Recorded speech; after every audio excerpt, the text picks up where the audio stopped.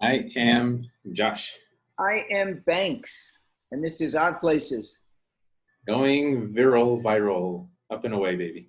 All right, so Josh, yesterday you sent me out an email, and in the email, I'm gonna just read a part of it, and you basically said this. This is your words. I can't sit silently and allow injustice to continue in a systemic and harmful way in our society. That's correct. All right, those are your words. Those are my words, yes. What do you mean? And I'm a second grader now. Okay.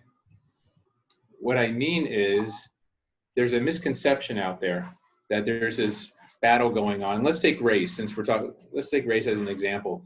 People think it's black versus white, and it's really not.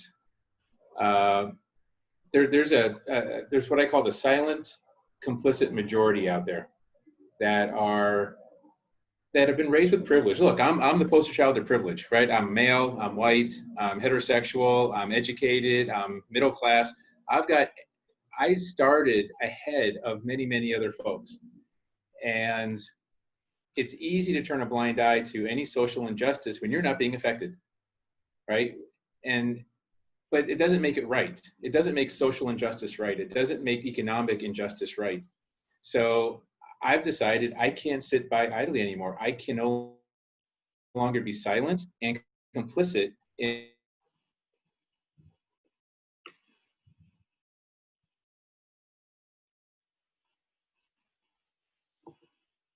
I didn't choose all this stuff. I got lucky.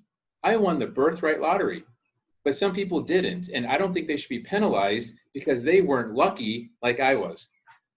So I'm putting together a coalition. I want me and everyone else who has some degree of privilege to take responsibility for that and help other people, at least with equality of opportunity, at least give them a chance that they don't currently have.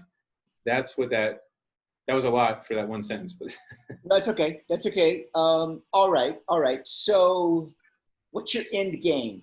The end game, the best case scenario. What is it? my end game is justice once again becomes blind.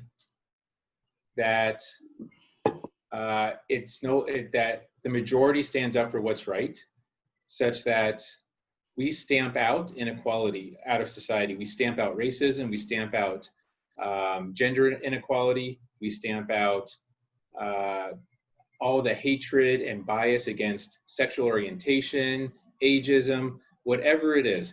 It's no longer acceptable. All those things basically become like Nazism of today. Today, you'll never see a Nazi walking around in uniform. It's unacceptable on every single level. We will never put up with it. If you ever saw it, somebody would call the police on it, and they would be disturbing the peace. They'd be arrested. It's just not acceptable. That's where I want to get racial inequality, economic inequality, all these other aspects should be as unacceptable as that. Okay.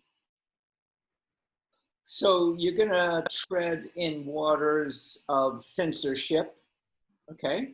So, if a white nationalist, if a Nazi wants to Yeah. Heil Hitler, whatever they do, I don't know what they do, in public, and he gets called on by the cops, then he doesn't have his freedom of speech. That's correct. That is absolutely correct. And here's the thing: we have to decide as a society what our standards are. And once we decide what that standard is, that hate speech is not okay. That there is a level where it's just no longer acceptable, and it gets legislated that way, and we uphold the law that way. And that's just look. There's freedom. Let me give you a different example because I agree with you. Freedom of speech is a tough one. Let me be a little more different on the example here. Let's talk about freedom of religion. If your religion requires you to murder little children, you no longer have freedom of religion, in my opinion. I'm sorry, my society doesn't allow that. I don't care what kind of freedom of religion you say. The rights of other people should usurp your freedom. If your freedom infringes on someone else's freedom, I think that's not your freedom anymore. So I know it's an extreme example. Obviously, killing little kids, no one's going to be okay with a religion that does that. There are probably religions that do that. We're not going to be okay with that in our society. There's got to be some measure of that on the free speech side, where we say this is just not okay anymore. All right. All right. So you created this Facebook page, correct? Yes, EDGE. EDGE. Okay. And it stands for? Explicit Demands for Justice and Equality. Okay. Nice acronym there. I can't help it. It's at first. Okay. So get people, like-minded people together on Facebook and have them do what? I want to motivate the majority. And I'll speak from experience. I am the majority in many ways. It's a little tough to speak out by yourself. If I speak out in a group of my white friends and I start defending black people, there's some, not anymore, but there would have been some people that would have ostracized me. That would have, it's not comfortable. And I think that's what holds a lot of people back. They just want to kind of, I don't want to talk about that. That's too sensitive. I don't want to lose my job. I don't want to be ostracized from my friends. So there needs to be a group that educates people of the majority about their privilege and also gives them a way to take action, use that privilege for good. And it doesn't have to be marching. It doesn't have to be protesting in the classic sense of demonstrating.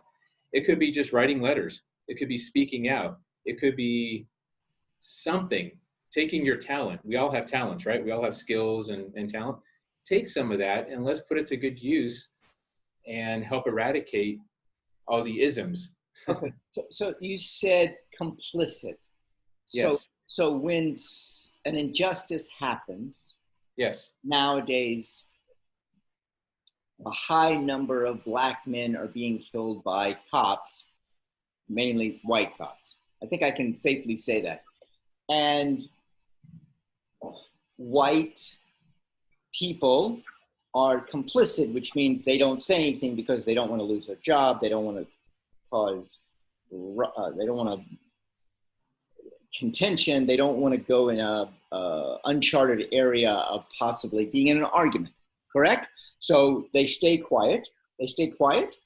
And yeah. Is that what you mean by complicit?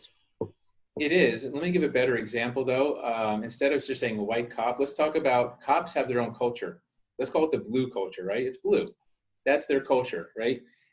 You know when George Floyd was murdered, with the cop, the guy that was on top of him with the knee, that was horrific. But you know, for me, what was equally horrific was the cop that was standing right next to it, looking the other way on purpose, because the cop knew it was wrong. The one cop that was standing by knew what the other cop was doing was wrong, couldn't look because he had no intention of stopping it.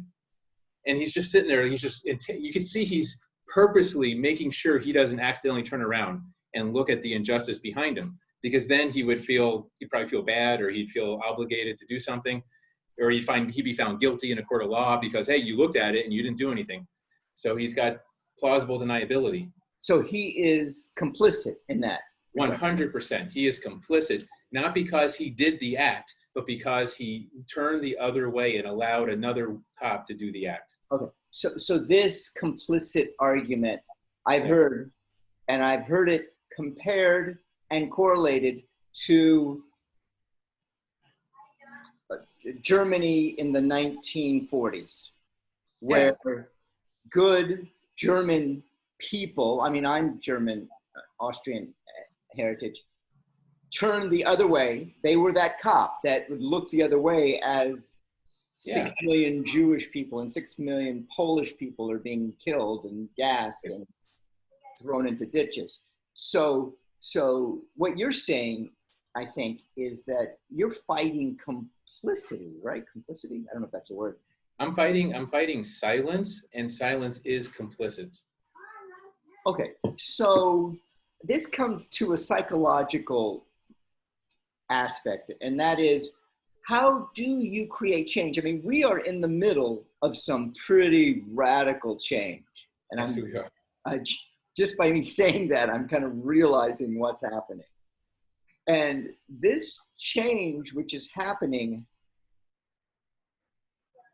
how do we keep the change? We are going to change no matter what. It seems like we're exponentially changing. I mean, a virus, Black lives, election. I mean, these perfect storms as thunder outside my house rumbles are happening. My house. Well, we're not that far away, so that's probably. So yeah, I mean, you want to mobilize people to. I want to allow people. I think most people want to do the right thing because it's right. Most people do. They're just. I think the majority holds back because they don't want to be shamed. They don't want to feel awkward. Look, these are awkward conversations to have. And for a white person to go talk about Black issues and things that white people are doing to Blacks, it's not very comfortable. So I want to provide the environment where we can have the conversation, we can educate ourselves, we can come to the awareness that we do have privilege. And if those who want to take action about that, who want to use that privilege to help other people that weren't born with that privilege, help them, let's get rid of the systemic side of things. There's always going to be individual racists, but the systemic inequality, then I want to lead that. I think it has to happen, and I don't know anyone else who's doing it, who's taking the majority, because it's almost like, it's almost like a little weird, right? People, I don't want anyone to think this is like a group of white people. This is not what this is, or a group of men. No, it's a group of everybody who realizes the majority must get involved for major change to happen. I'm Banks. I'm Josh. Odd Places going. Viral, baby.